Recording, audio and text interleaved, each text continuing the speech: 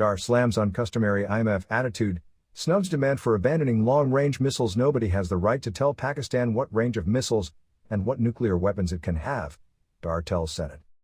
Finance Minister Ishaq Dar on Thursday snubbed the demand for abandoning long-range nuclear missiles and said that nobody has any right to tell Pakistan what range of missiles it can have, also pointing out the uncustomary attitude of the International Monetary Fund, IMF. The minister's highly unusual statement came amid Pakistan's renewed efforts to mend ties with China, which has lately saved Islamabad from the default by refinancing 2 commercial loans. But Islamabad is still waiting for the rollover of a $2 billion Chinese deposit that is maturing on March 23, Pakistan Day. Nobody has any right to tell Pakistan what range of missiles it can have and what nuclear weapons it can have. We have to have our own deterrence, said Dar while speaking during a special Senate session in front of ambassadors of many nations. It is for the first time that the finance minister has brought the issue of the range of nuclear missiles into the public sphere.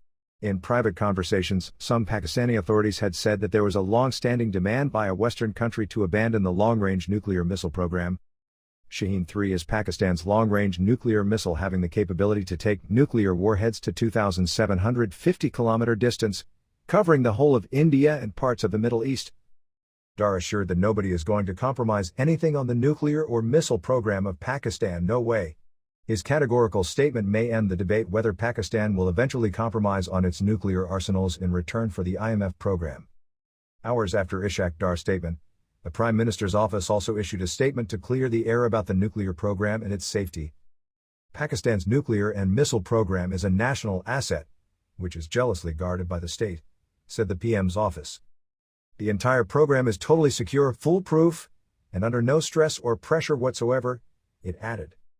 The nuclear and missile program continues to fully serve the purpose for which this capability was developed, said the PM's office.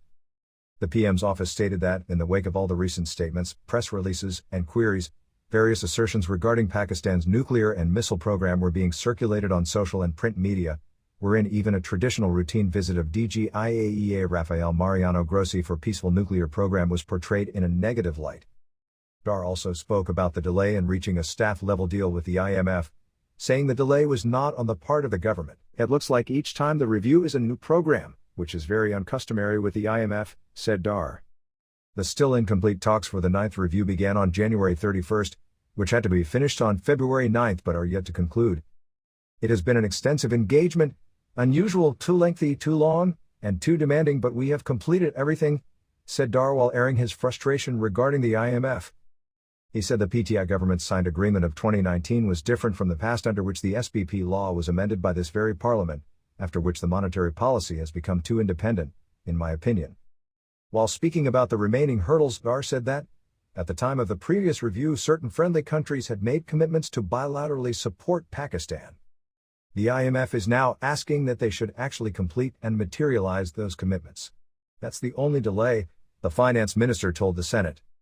Pakistan needs $6 billion in new loans to bridge the financing gap, but Saudi Arabia, the United Arab Emirates, and Qatar have not yet given these loans despite repeated requests by Pakistan.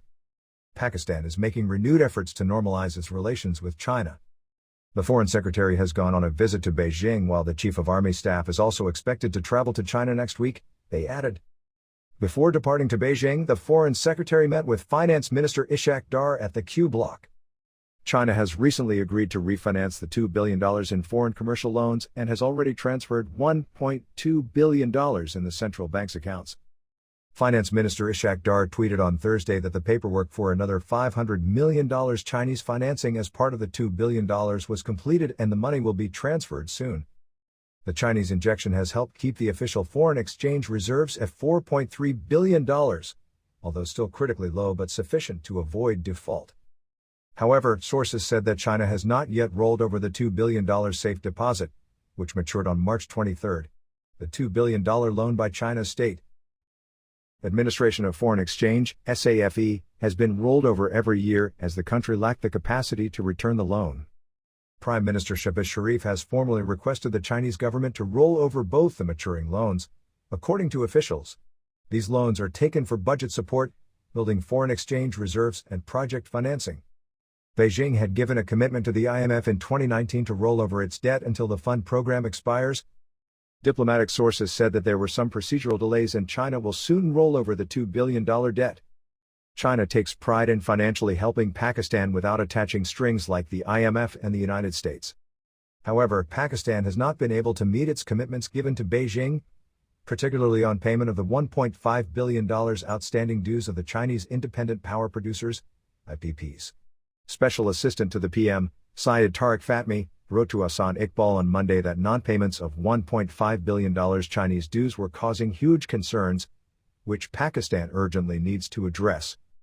He further wrote that Chinese power plants at Hubco, Shaival, and Port Qasim were facing currency exchange restrictions, and there were still gaps between the revolving fund raised by the Pakistani side and the revolving account agreement signed between the two nations.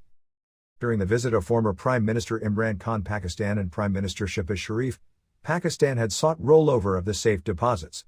In February last year, Pakistan had requested a total $21 billion lifeline that included a $10.7 billion rollover of both commercial and safe deposits. Pakistan had also requested to increase the size of the currency swap facility from $4.5 billion to $10 billion, an additional borrowing of $5.5 billion which the Chinese authorities did not approve at that time. The currency swap agreement is a Chinese trade finance facility that Pakistan has been using since 2011 to repay foreign debt and keep its gross foreign currency reserves at comfortable levels instead for trade-related purposes. The benefit of this arrangement is that the additional Chinese loan will not